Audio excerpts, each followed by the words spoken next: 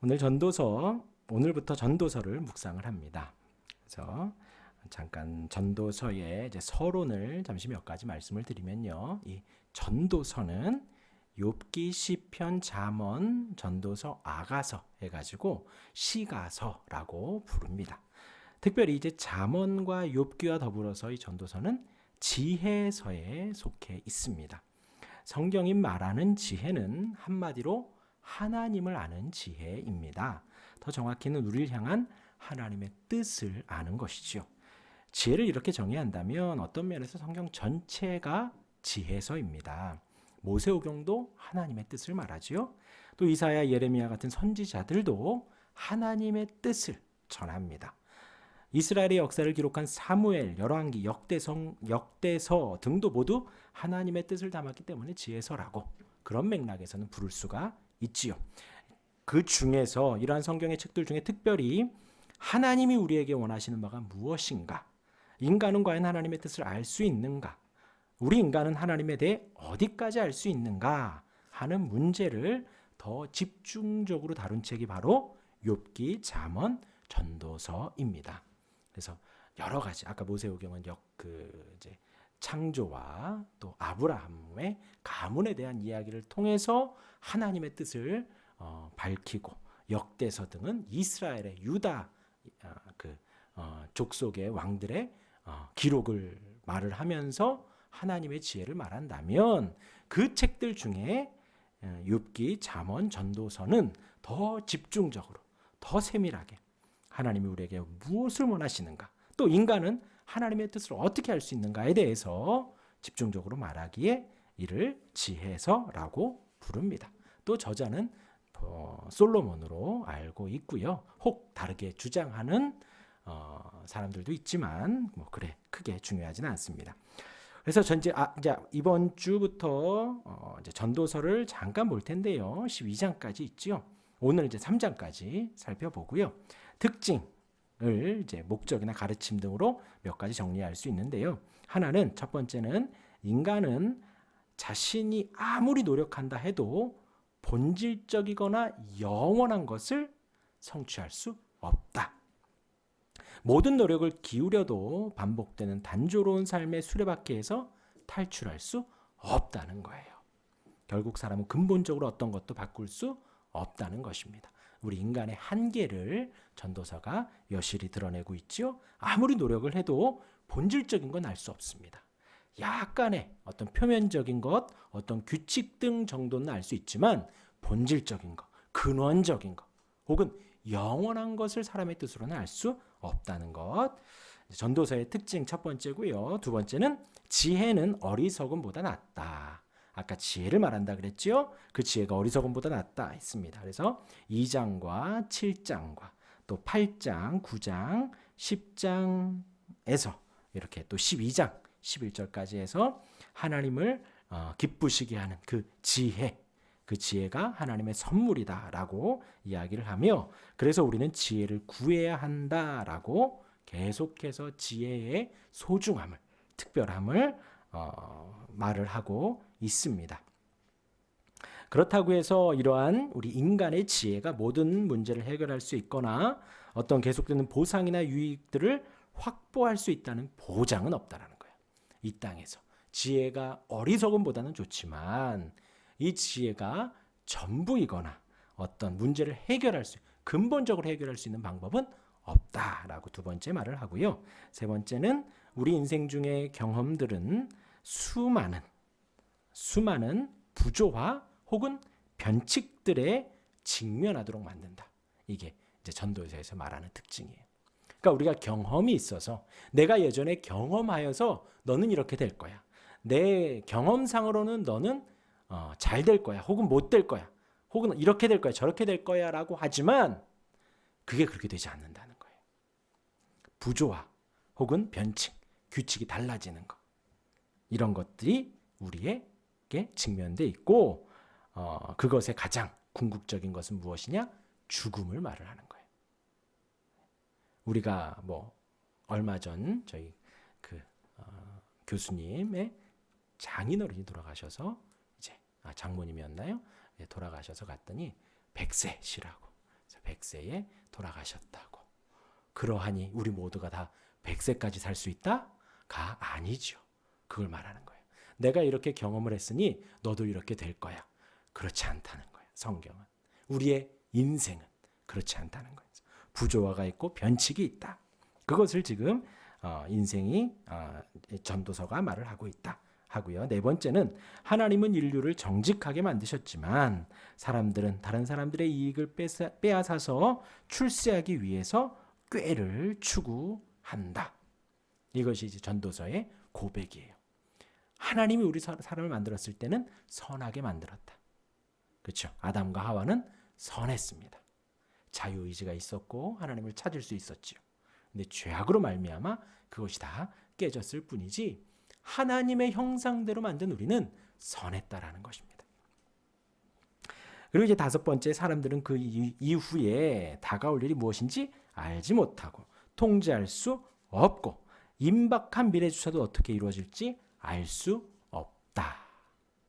앞으로 어떤 일이 어떻게 일어날지 알 수 없다. 이것이 다섯 번째고요. 여섯 번째는 하나님이 모든 것을 정하셨다. 사람은 하나님께서 정한 일을 바꿀 수 없고 완전히 이해할 수도 없으며 예견할 수도 없다. 모든 일은 때가 있으며 그 정한 때에 있는 것이 좋다. 지금 전도서가 이 6가지로 쭉 12장까지 말을 한다라는 것을 설명을 드렸습니다. 그래서 결과적으로 보면 전도서는 하나님의 정하신 질서 안에 있을 때에 우리가 의미가 있고 신중하고 그 질서 안에서 신중하고 그 질서 안에서 즐겁게 살아가는 것이 좋은 것이다 라고 말을 합니다. 그래서 우리가 삶 속에서 일과 우리의 활동의 중심에 하나님을 놓음으로써 삶에서 그분의 뜻을 기꺼이 우리가 아멘으로 받아들이고 또 온 땅의 왕이신 하나님을 공손하고 신뢰하며 순종하는 것이 우리 삶의 방법이다, 삶의 지혜다라고 이야기를 합니다. 오늘 이제 3장까지 보는데요. 처음부터 끝까지 다 볼 수는 없고 몇 구절 이렇게 제가 설명드리면서 오늘 말씀을 마치도록 하겠습니다. 읽으시면서 하나님의 지혜를 구해보고요. 오늘은 1장부터 3장까지 보는데 혹 보셨으면 차근히 한 번 더 봐주시고 혹 안 보신 분들은 집에 가셔서 또 계속해서 보시길 바랍니다. 먼저 우리 1장 2절을 같이 한번 읽어보겠습니다. 1장 2절 시작. 전도자가 이르되 헛되고 헛되며 헛되고 헛되니 모든 것이 헛되도다. 이렇게 자신의 독백처럼 시작을 합니다. 이 헛되다는 의미는 원어로 호흡 그리고 혹은 증기를 의미합니다. 곧 더덥다, 만족스럽지 못하다, 또 가볍게 날아간다. 증기 금방 날아가잖아요. 우리의 호흡 금방 날아가잖아요. 그리고 이제 헛되고 헛되며라는 것은 이제 최상급을 말하는 거예요. 우리 딸이 이 세상 모든 딸 중에서 최고 중에 최고로 이쁘다. 뭐 이렇게 최고 중에 최고 혹은 노래 중에 노래. 헛되고 헛되며 헛됨의 최상으로 지금 표현을 한 것이에요. 그래서 곧 아담으로부터 전해 내려오는 죄 때문에 인생이 허무하다. 인생이 헛되다. 인생이 증기와도 같다. 인생이 호흡과도 같다. 왜 그렇게 헛되고 헛된지 고백을 합니다. 이 전도서의 시작이 이 헛됨으로 시작을 해서 우리 가장 마지막 12장을 보면요. 12장의 1절에 이렇습니다. 너는 청년의 때에 너의 창조주를 기억하라. 곧 곤고한 날이 이르기 전에 아무 낙이 없다고 할 해들이 가깝기 전에. 누구를 기억하라? 창조주를 기억하라. 그 시작은 뭐라고요? 헛되고 헛되며 헛됨 중에 제일 헛된 게 인생이다. 그러기에 12장 마지막은 창조주를 기억하라. 그리고 12장 마지막 13절에는 일의 결국을 다 들었으니 하나님을 경외하고 그의 명령들을 지킬지어다. 이것이 모든 사람의 본분이니라. 14절에 하나님은 모든 행위와 모든 은밀한 일을 선악간에 심판하시리라. 그러한 모든 인생 중에 하나님을 기억해야 되고 그 모든 인생 중에 우리가 할 일은 하나님을 경외하고 하나님의 명령을 지키는 것이라고 전도서가 마무리합니다. 이어서 우리 1장 8절의 말씀 우리 같이 읽겠습니다. 시작. 모든 만물이 피곤하다는 것을 사람이 말로 다 할 수 없나니 눈은 보아도 족함이 없고 귀는 들어도 가득 차지 아니하도다. 예, 정말 아멘이 되죠. 무릎을 치게 됩니다. 눈을 보아도 담이 없고 귀로 들어도 가득 차지 아니하도다.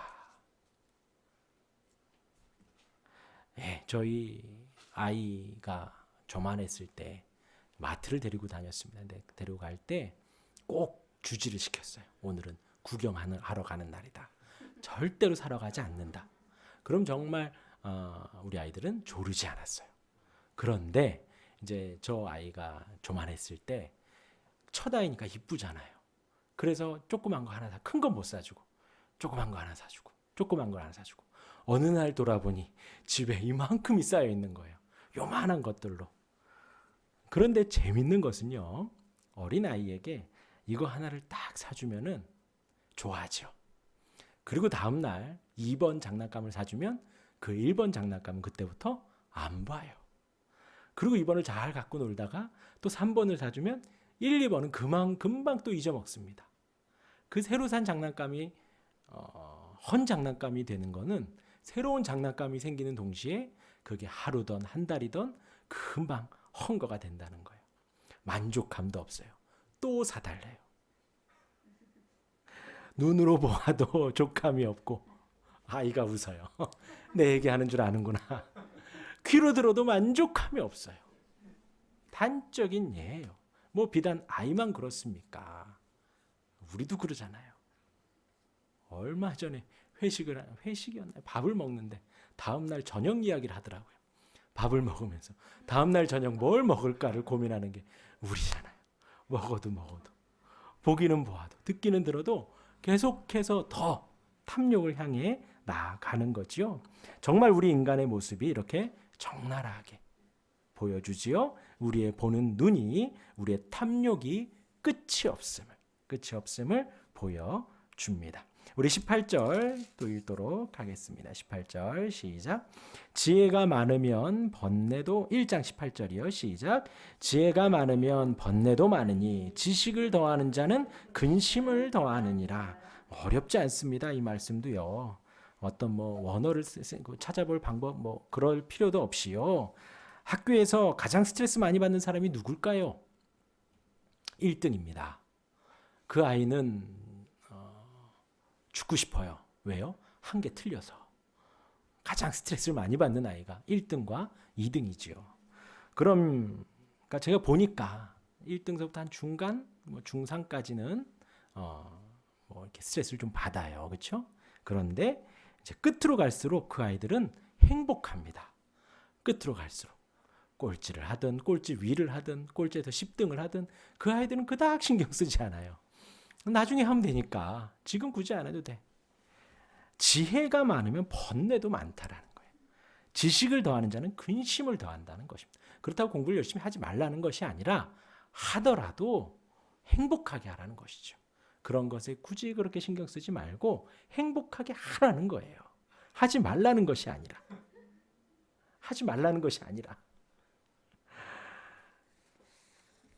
네, 우리 2장으로 넘어갑니다. 이렇게 2장으로 넘어가고요. 우리 10절, 11절 같이 읽겠습니다. 시작. 내 눈이 원하는 것을 내가 금하지 아니하며 내 마음이 즐거워하는 것을 내가 막지 아니하였으니 이는 나의 모든 수고를 내 마음이 기뻐하였습니다. 이것이 나의 모든 수고로 말미암아 얻은 몫이로다. 그 후에 내가 생각해 본즉 내 손으로 한 모든 일과 내가 수고한 모든 것이 다 헛되어 바람을 잡는 것이며 해 아래서 무식한 것이로다. 내가 원하는 대로 하고 싶은 대로 다 해봤는데 기분이 좋게 해봤었는데 다 하고 본즉 다 헛되다라는 것이에요. 사람의 본능적 욕구가 끝이 없어서 만족함이 없고 계속적으로 새롭고 신기한 것들을 추구하려 든다라는 것이지요. 이런 사람들을 보고 저희가 주일날 요즘 묵상을 하는 요한 1서에서 같은 맥락에서 이렇게 이야기를 합니다. 요한 1서 2장 16절 17절에 이는 세상에 있는 모든 것이 육신의 정욕과 이생의 자랑이니 다 아버지께로부터 온 것이 아니요 세상으로부터 온 것이라. 17절에 이 세상도 그 정욕도 지나가되 오직 하나님의 뜻을 행하는 자는 영원히 거하느니라. 지금 이 지혜자가, 이 전도자가 다 해봤다라는 거예요. 원하는 것을, 마음이 즐거워하는 것을, 모든 수고를 아끼지 않고 다 해봤으나 다 헛되고 헛되다라는 거예요. 그리고 이것을 요한은 판단하기를 이 세상에 있는 모든 것이 다 육신의 정욕과 이생의 자랑이니 이것은 하나님으로부터 온 것이 아니다라는 거예요. 세상으로 온 것이어서 영원하지 않다는 것이죠. 헛되다는 것이죠. 오직 하나님의 뜻을 행하는 자가 영원하다. 이런 것들이 이렇게 탐욕적으로 계속해서 추구하는 것이 아니라 하나님의 뜻을 구하며 하나님의 뜻으로 살기를 말을 합니다. 이어서 우리 13절 같이 읽겠습니다. 2장 13절입니다. 시작. 내가 보니 지혜가 우매보다 뛰어남이 빛이 어둠보다 뛰어남 같도다. 이 지혜를 빛으로 또 우매함, 어리석음을 어둠으로 표현합니다. 빛은 단순히 어둠을 밝혀주는 기능, 그 넘어서서 이야기를 하는 것. 여기에서의 빛은요. 생물이 살아갈 수 있는 생명력을 제공해주는 힘으로 표현을 한 것입니다. 항상 밝고 생동감 넘치는 진취적인 세계가 펼쳐지죠. 또한 요한 1서에서 이 빛을 하나님을 이 땅에 오신, 하나님이 이 땅에 오신 성자 하나님을 빛으로 표현하기도 했습니다. 그러하기에 이 어둠은, 빛이 차단된 결과로 생기는 이 어둠은 모든 생명으로부터 반대로 생명을 빼앗아 가고 무질서하고 혼돈스럽고 공허하고 흑암이 있고 공포와 좌절감을, 허무함을 주는 부정적인 요소로 어둠이 성경은 표현을 합니다. 곧 하나님을 대적하고 하나님을 영접하지 않는 세력들, 그 죽음의 세계를 말하기도 하는 것이지요. 이것을 이제 지혜, 빛으로 표현을 하고 우매함, 어둠으로 표현을 했습니다. 우리 3장으로 넘어갑니다. 오늘 본문이지요. 읽은 우리 2절부터 8절까지 한번 다시 읽어보겠습니다. 2절부터입니다. 시작. 날 때가 있고 죽을 때가 있으며 심을 때가 있고 심은 것을 뽑을 때가 있으며 죽일 때가 있고 치료할 때가 있으며 헐 때가 있고 세울 때가 있으며 울 때가 있고 웃을 때가 있으며 슬퍼할 때가 있고 춤출 때가 있으며 돌을 던져버릴 때, 돌을 거둘 때가 있으며 안을 때가 있고 않는 일을 멀리할 때가 있고 찾을 때가 있고 잃을 때가 있으며 지킬 때가 있고 버릴 때가 있으며 찢을 때가 있고 꿰맬 때가 있으며 잠잠할 때가 있고 말할 때가 있으며 사랑할 때가 있고 미워할 때가 있으며 전쟁할 때가 있고 평화할 때가 있느니라. 어떻습니까? 다 때가 있습니다. 그래서 무엇을 준비해야 되죠? 송월 타워를 준비해야 됩니다. 네, 무슨 말일까요? 그 때를 허락하시는 분이 있다라는 거예요. 내가 주도해서 뭔가를 해가려는 것이 아니라 하나님이 허락하시는, 그 때를 허락하시는 분이 있다라는 거죠. 하나님의 주권적인 계획이 있고 하나님의 섭리가 있고 하나님의 인도하심이 있다라는 것입니다. 인생을 살아보니 날 때가 있고 죽을 때가 있지요. 이 날 때를 지내면, 이 때를 못 맞추면 여럿이 힘듭니다. 산모도 힘들고 아이도 힘들고요. 저희 아이가 15시간 만에 나왔는데 겨우 나왔어요. 울지를 않더라고요. 아이도 힘들어서. 그래서 눈에 여기, 아이도 눈에 실핏줄이 터졌어요. 저희 집사람은 입이 다 꼭 이게 누가 때린 것처럼 하도 힘을 줘가지고 다 아이도 힘들고, 그래서 다 때가 있다. 잘 때가 되어 나와야 한다. 또 죽을 때 안 죽으면 본인도 힘들지요. 또 심을 때가 있고 거둘 때가 있고, 이것을 잘못하면 농사가 또 망하게 되고요. 치료할 때 이때를 놓치면 안 되지요. 꼭 치료할 때 제때에 치료해야 합니다. 헐 때가, 세울 때가 있고 울 때가 있고 웃을 때가 있고, 이것 못 맞추는 사람을 우리는 아픈 사람이라고 합니다. 울어야 하는 곳에 가서 웃고 그러면 안 되죠. 웃어야 하는데 울면 안 돼요. 그런 분들은 이렇게 좀 상담을 받고 치료를 좀 받아야 하지요. 또 8절에 사랑할 때가 있고 미워할 때가 있고, 근데 왜 사랑하고 미워할 때 전쟁이랑 같이 묘사를 했을까요? 네, 한번 묵상해 보시고요. 꼭 사랑하시기를 바랍니다. 같은 맥락으로 봐야겠죠? 내가 지금 이제 내 배우자를 사랑해 줬으니 이제 미워해야겠다 그러시면 안 되고요. 계속해서 사랑을 해야 합니다. 그리고 이제 1절을 보면요. 제가 읽어드리면요. 범사에 기한이 있고 천하만사가 다 때가 있다라는 거예요. 네, 이렇게 읽으시면서 아마 다 본인들의 때를 아마 생각을 해 보셨을 것입니다. 지금 나의 때는 어딘가? 사실 저와 우리 교회는 기도할 때인 것 같다라고 제가 이렇게 기록을 했어요. 우리 교회는 지금 이제 말씀이 계속해서 흥황해 가고 있습니다. 함께 새가족반도 공부하고 있고 성경 말씀도 배우고 또 우리 유초등부 아이들도 토요일 날 모여서 말씀 암송 잘하고요. 말씀이 막 흥황해져 갑니다. 이때에 저희가 더욱 우리 교회가 더욱더 기도해야겠다라는 마음이 들고 있습니다.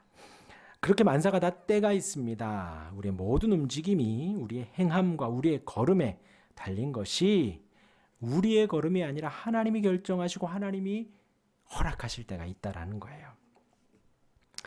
그러면 이제 우리가 고민을 합니다. 지금 나의 때는 무엇인가? 나는 지금 어느 때인가? 웃어야 되나 울어야 되나? 고민이 되지요.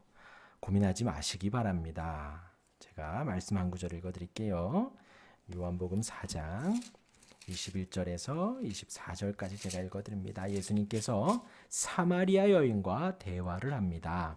그때의 사마리아 여인이 우리 조상들은 이 산에서 예배하였는데 당신들의 말은 예배할 곳이 예루살렘에 있다고 합니다. 예수님이 말씀하십니다. 여자여 내 말을 믿으라.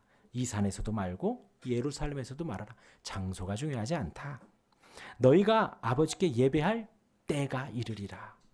아버지께 예배할 그 시간이 중요하다. 지금이 중요하다. 그러면서 말하기를 너희는 알지 못하는 것을 예배한다. 지금 사마리아 여인이지요.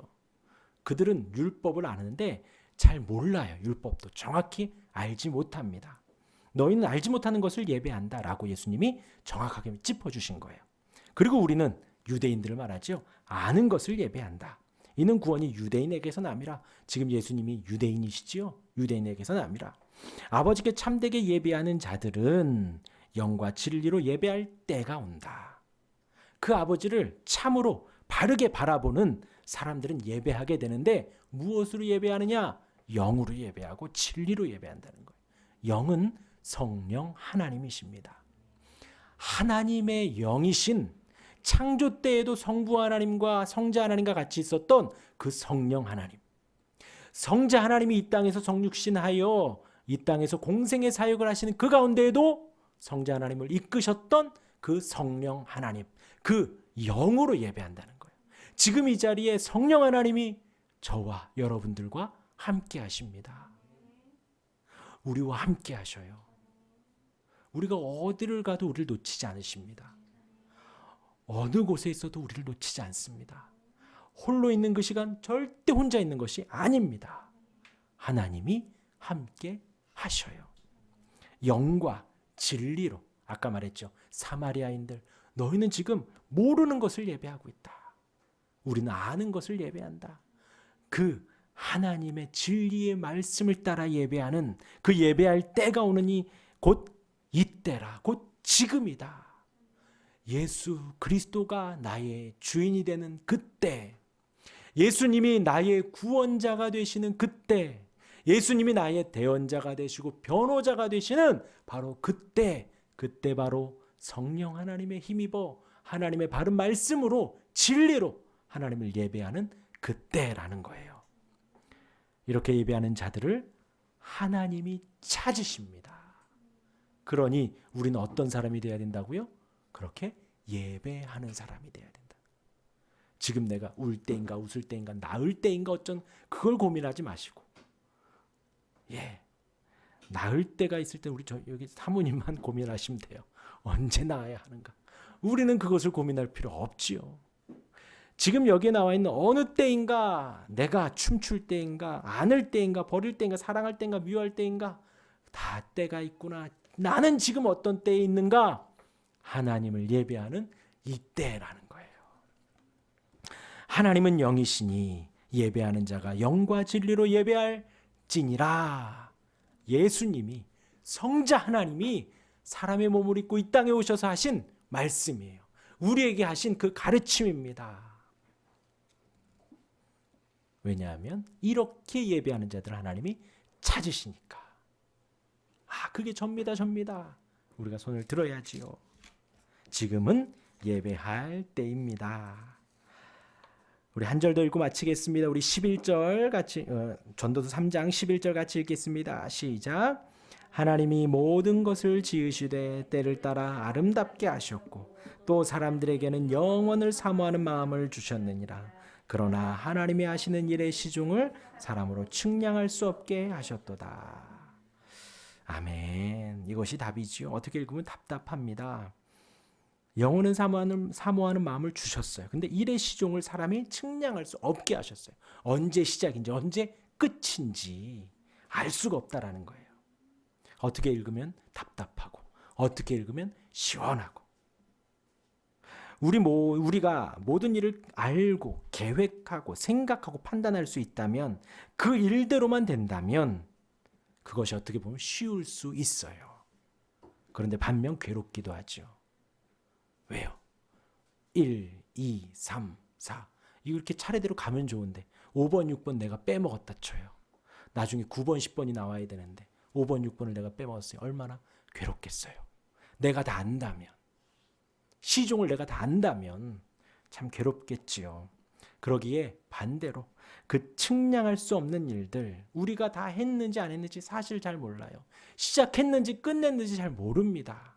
그것을 아시는 분이 바로 하나님이시죠. 그래서 답답하기도 하지만 그래서 시원하고 감사하고 또 평안하기도 한 것이지요. 사랑하는 우리의 아버지 되신 하나님이 행하시기 때문에, 나의 보호자 되시는 하나님이, 나를 인도하시고 이끄시는 그 하나님이 나를 인도해, 나의 일의 모든 시종을 하나님이 허락하시고 인도해 주시는 거예요. 그래서 우린 더욱 기도합니다. 그래서 우린 더욱 하나님을 의지합니다. 하나님께 맡깁니다. 이렇게 3장까지 봤습니다. 한번 한 절 한 절 집에서 묵상해 보시기를 바랍니다. 보시면서 궁금한 것들은 이렇게 서치해 보지 마시고요. 저에게 카톡이나 문자로 주세요. 전화 주셔도 되고요. 제가 이렇게 말씀을 드릴게요. 혹 이게 문맥상에 이게 지혜서이기 때문에 어떤 역사적이나 말에 이게 두서가 없을 수도 있어요. 내가 우리 한국말로 읽기에 갑자기 다른 내용이 나오기도 하거든요. 그런 부분에 있어서 좀 고민이 되시면 언제든 연락 주세요. 새벽이든 낮이든 제가 또 부담 없이 답변 드릴 테니까 이렇게 그냥 이것저것 막 찾아서 읽고 듣고 하지 마시고 저에게 좀 물러주시면 제가 공부해서 알려드리겠습니다. 하나님의 때를 잘 기다리시고 하나님의 뜻을 행하는 우리가 되기를 바랍니다. 우리 마라나타 찬양하고 기도하는 시간 갖겠습니다.